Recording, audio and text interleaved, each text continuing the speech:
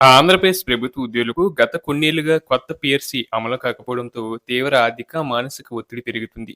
పెరిగిన నిత్యావసర ధరలు, పిల్లల విద్యా ఖర్చులు, వైద్య వ్యయాలు ఉద్యోగ కుటుంబాలపై భారీ భారం మోపుతున్నాయి. నెల జీతంతో కుటుంబాన్ని నెట్టుకొచ్చే పరిస్థితి క్రమంగా కష్టతరంగా మారుతుందని ఉద్యోగులు ఆవేదన వ్యక్తం చేస్తున్నారు. ఇలాంటి పరిస్థితుల్లో ఉద్యోగ సంఘాలు ప్రభుత్వాన్ని మరోసారి కోరేది ఏంటంటే పూర్తి స్థాయి పీఆర్సీ అమలయ్యే వరకు కనీసం 28% మధ్యంతర భృతి అంటే ఐఆర్ ప్రకటించాలని డిమాండ్ చేస్తున్నారు. ఈ 28% ఐఆర్ అమలు చేస్తే ఉద్యోగులకు తక్షణ ఉపశమనం లభిస్తుందని, పెరిగిన ఖర్చులకు కొంతవరకు ఎదుర్కొనే అవకాశం ఉంటుందని సంఘాల నాయకులు చెబుతున్నారు. ఇక ప్రస్తుతం ప్రభుత్వం ఉద్యోగుల ప్రధాన ఆశలన్నీ ఈ మధ్యంతర భృతిపైనే ఉన్నాయి. ఎందుకంటే ఐఆర్ అమలు చేస్తే వెంటనే జీతాల్లో పెరుగుదల కనిపిస్తుంది. ముఖ్యంగా మధ్యతరగతి కుటుంబాలకు ఇది కొంత ఊరటనిస్తుంది.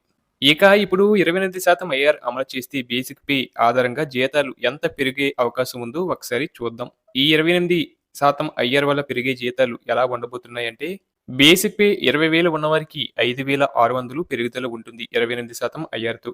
అంటే మొత్తం జీతం 25,600 అవుతుంది. అలాగే 30,000 బేసిక్ పే ఉన్నవారికి 8,400 పెరుగుతుంది. మొత్తం 38,400 అవుతుంది. అలాగే 40,000 బేసిక్ పే వారికి 11,200 పెరుగుతుంది. అంటే మొత్తం 51,200కు చేరుతుంది. ఇక 50,000 బేసిక్ పే ఉన్నవారికి కొత్త 28% ఐఆర్‌తో 14,000 వరకు పెరుగుతుంది.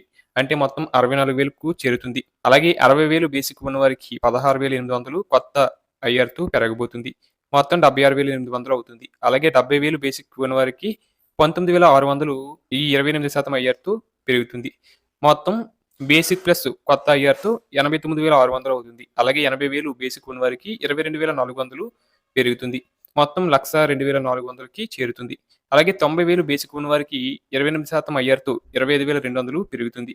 అంటే మొత్తం బేసిక్ ప్లస్ 28% ఐఆర్‌తో 1,15,200కి చేరుతుంది.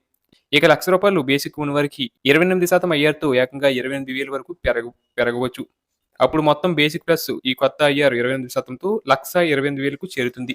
ఇలా ఈ 28% ఐఆర్ అమలు చేస్తే ఉద్యోగుల చేతికి వచ్చే జీతంలో గణనీయమైన పెరుగుదల కనిపించే అవకాశం ఉంది. అలాగే పెన్షనర్ల విషయానికి వస్తే వారికి కూడా ఈ నిర్ణయం కొంత ఉపశమనం కలిగించే అవకాశం ఉంది.